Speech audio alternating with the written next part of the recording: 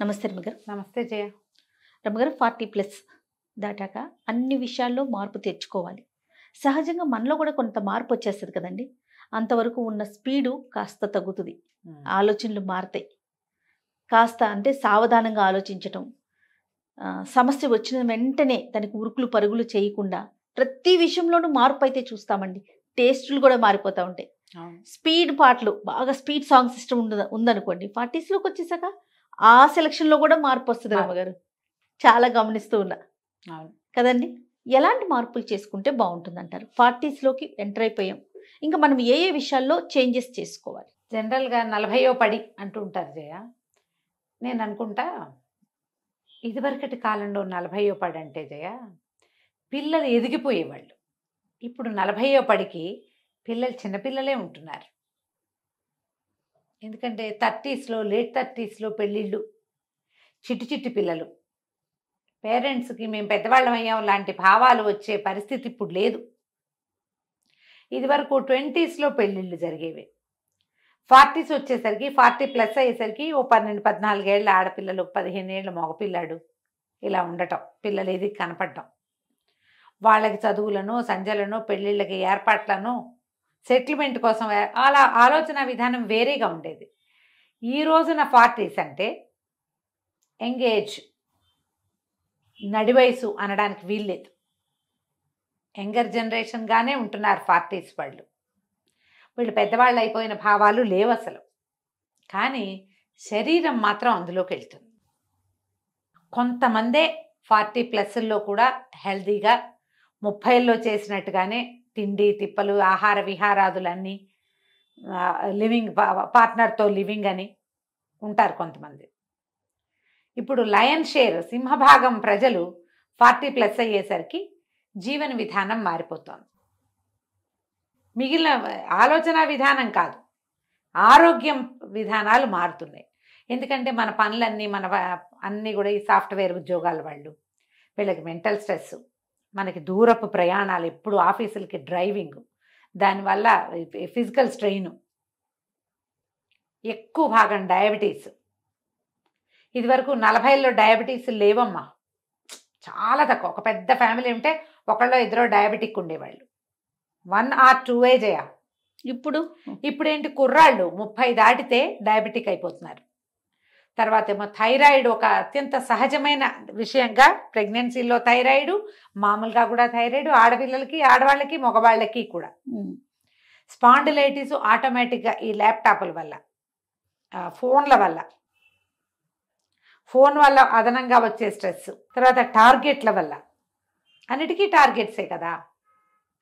Stress management అనేది చేతకాకపోవటం వల్ల, stress మేనేజ్మెంట్కి పెద్దపీట వేయకపోవటం వల్ల, అసలు దాన్ని ఇట్లా మేనేజ్ చేయాలి, ఇది మనల్ని ఒక దీంట్లోకి లాగేస్తోంది అనేది అర్థం చేసుకోకపోవటం వల్ల, వీళ్ళకి అర్థమయ్యే నాటికి ఇర్రిపేరబుల్ కండిషన్స్ వచ్చేస్తున్నాయి. అర్థమవుతుంది ఏదో స్టేజ్లో. నీకు స్టార్టింగ్లో తెలిస్తే ఏం లేదు, మేనేజ్మెంట్ కుదిరిపోతుంది. చివరికి తెలిసిందనుకో అప్పుడు రిపేరే కుదురుతుంది, కానీ రిపేరబుల్గా ఉండడల్లా. దానివల్ల మనం సమస్యల్లోకి వెళ్తున్నాం. ముందు నుంచే వీళ్ళు కిడ్స్గా ఉన్నప్పటి నుంచి, లేదా అడాల్సెన్స్లో ఉన్నప్పుడు, టీనేజ్లో ఉన్నప్పుడు, యంగ్స్టర్స్గా ఉన్నప్పుడే ప్రతి వాళ్ళు స్పోర్ట్స్ ఎంతో కొంత, ఎక్సర్సైజు ఎంతో కొంత, స్ట్రెస్ మేనేజ్మెంట్కి ఏదైనా ఒక సొంత విధానం ప్రతివాడికి. అందరికీ మూకగా ఒకే ఉండదు, మూసపోతగా ఉండదు. అది మూకమ్మడిగా కాదు, ఎవరిది వాడిదే. అది నేర్చుకోవాలి. నేర్చుకుంటే 40s ఏం పెద్ద పెద్ద వయసు కాదు. 40లో పెళ్లి చేసుకుంటున్న వాళ్ళు కూడా కనపడుతున్నారమ్మా. అవును, ఇదివరకు 40స్లో సెకండ్ మ్యారేజెస్ కనపడేవి.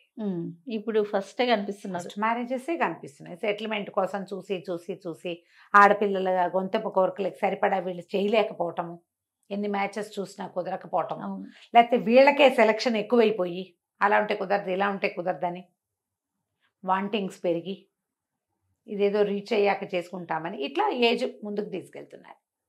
మీరు వన్స్ 40 క్రాస్ అయితే పర్వాలా, 45 కూడా క్రాస్ అయ్యి నియరింగ్ 50 అయితే కనుక ఖచ్చితంగా మీరు బీపీ షుగర్ చూసుకోవాలి. ఎప్పటికప్పుడు కొంత health checkup, every year checkup చేయించుకోవాలి. కొంత ఎక్సర్సైజు, కొంత నడక, ఆహారం మీద నియంత్రణ, నిద్ర వేళల్లో నియంత్రణ. బాగా నిద్ర వచ్చేదాకా పనిచేస్తాం అనుకోవద్దు. ఒక టైం పెట్టుకుని దాని ప్రకారం నిద్రపోండి, పడుకోండి, రిలాక్స్ అవ్వండి. ఎంత వర్క్ చేస్తారో అంత రిలాక్స్ అవ్వడానికి కూడా పెద్ద పీట వేసుకోవాలి. ఇంకా పరుగులు కాస్త తగ్గించాలి. తగ్గించాలి. అక్కడి నుంచి సాల్ట్ అండ్ షుగర్ ఇంటేక్ తగ్గించుకోవాలి. స్వీట్స్ తగ్గించాలి, సాల్ట్స్ కూడా తగ్గించేసుకోవాలి. ఎందుకంటే మన బీపీకి షుగర్కి అవే కదా ఆధారం. అవును అవును. ఇవి తగ్గించుకోవటం. తర్వాత ఏమో ఏమంటారు, మన ఫుడ్స్, నానా రకాల ఫుడ్స్ తీసుకోవద్దు. అర్ధరాత్రి మేళాలు, తెల్లవారుజామున మేళాలు, వాటికి వెళ్ళకండి. తెల్లవారుజామున టిఫిన్లే కదమ్మా. 4 o'clock బిర్యానీ ఇట, ఎర్లీ మార్నింగ్ బిర్యానీ. దానికి కూడా 4 o'clock అలారం పెట్టుకుని లేచి వెళ్తున్నారు ఇప్పుడు జనం. అందులో చిన్నవాళ్ళు పెద్దవాళ్ళు అందరూ ఉన్నారమ్మా. ఊబకాయం, ఒకవేళ మీరు వెయిట్ ఉంటే వెయిట్ తగ్గించుకోండి. మీరు 40 క్రాస్ అయ్యారంటే వెయిట్ తగ్గిపోవాలి. వెయిట్ మేనేజ్మెంట్ రావాలి, స్ట్రెస్ మేనేజ్మెంట్ రావాలి. బంధువులు స్నేహితులతోటి మంచి స్నేహం ఉంచుకోండి. పిల్లలుంటే వాళ్ళతోటి మంచి ర్యాపో పెంచుకోండి. ఆరోగ్యవంతమైన కుటుంబ జీవితాన్ని ఉంచుకోండి. ఫ్యామిలీ చాలా అవసరం. ఫ్యామిలీ దాన్ని పాడు చేసుకోకండి. ఏమన్నా దాన్ని ఫ్యామిలీ సొసైటీని పాడు చేసుకోవద్దు. స్నేహితులు ఉంటే వాళ్ళతోటి మంచిగా చక్కగా మాట్లాడుకుంటూ ఉండండి. అవన్నీ మీ స్ట్రెస్ని బీట్ చేయడానికి ఉపయోగపడతాయి. స్ట్రెస్ లేకుండా ఎవరు ఉంటున్నారమ్మా ఇప్పుడు? అస్సలు లేరు. 40 దాటాక ఆడకి మొగకి కూడా స్ట్రెస్సే. ఇప్పుడు అందరికీ ఉద్యోగాలు ఉన్నాయి, రకరకాల వ్యాపారాలు ఇన్వాల్వ్ అయి ఉంటున్నారు. లేకపోతే ఆడవాళ్ళకి అంత పెద్ద ఉద్యోగం కాదు, అంత వ్యాపారం లేదు. పిల్లల స్ట్రెస్, పుట్టలేదని స్ట్రెస్ ఒకటి, పుట్టిన తర్వాత సరిగ్గా లేరని స్ట్రెస్, సరిగ్గా చదవట్లేదని స్ట్రెస్, సరిగ్గా ఎదగట్లేదని, వాళ్ళ బిహేవియరల్ ప్రాబ్లమ్స్, టీనేజ్ పిల్లల వల్ల స్ట్రెస్, పిల్లలు నుంచి సెపరేషన్ స్ట్రెస్ కూడా ఎక్కువ ఉంటుంది. అవును. పెళ్ళిళ్ళు అయ్యాక పెళ్ళిళ్ళ స్ట్రెస్, ఏదో ఒకదాన్ని మనం క్యారీ చేస్తూనే ఉంటున్నాం. మనకి పనులు లేవు, ఈ మాట అనకూడదు కానీ లేవు, నిజంగానే పనులు లేవు, ఇతరత్ర బాధ్యతలు లేవు. దీంతో పాటు మనం వ్యాపకాలు కూడా లేకుండా చేసుకుంటాం. ఉండదు, ఆ పిల్లలు తప్పిస్తే రెండో లోకం ఉండదు. వాళ్ళకేమో వేరే లోకాలు కనపడతాయి, మనం ఇక్కడ ఉండిపోతాం ఆడా మగ కూడాను. ఎంప్టీ నెస్ట్ సిండ్రోమ్ అంటారు, గూడు ఖాళీ అయిపోయిన భావన. అది కూడా 40sలో బాధిస్తుంది. ఆడవాళ్ళకి మేనపాజు, మగవాళ్ళకి ఆండ్రోపాజు వస్తాయి. భార్యాభర్తలకి పెద్దగా అవగాహనలు ఉండవు, శారీరకమైన అవగాహనలు పోతాయి కదా. ఫిజికల్ థింగ్స్ తగ్గుతాయి 50s దగ్గర పడుతుండేసరికి. దాన్ని కూడా ఆరోగ్యవంతమైన physical and mental psychological relations ఉంచుకోవాలి.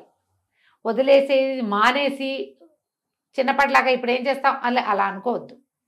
అండ్ మేము చాలా పెద్ద అయిపోయామనే ఫీలింగ్స్లో నుంచి బయటకు వచ్చేయండి. ఇంకా హాయిగా ఉండవలసిన రోజు ఇది అని పెట్టుకోండి. చాలామంది వృద్ధాప్యాన్ని మీదకి ఆహ్వానిస్తారు. ఇంకా అయిపోయింది, వచ్చేసింది, ఇంత వయసు వచ్చింది. మనం ఇలాగే 70 దాకా ఉంటాం. ఈ వయసు వచ్చిన భావాలు పెరుగుతూ ఉంటాయి మనతోటి. దానివల్ల మీరు ఇంకా వృద్ధాప్యపు భావాల్లోకి వెళ్ళిపోతారు ఎక్కువగా. మీరు యంగ్గా ఫీల్ అవ్వండి అంటే యంగ్స్టర్స్ వేసే వేషం వేయమని కాదు, ఉత్సాహంగా ఉండటానికి ప్రయత్నం చేయమని. పిల్లలు చేసే పనులు చేయలేం, మనం చేస్తే అసహ్యంగా కూడా ఉంటుంది కొన్ని అయితే.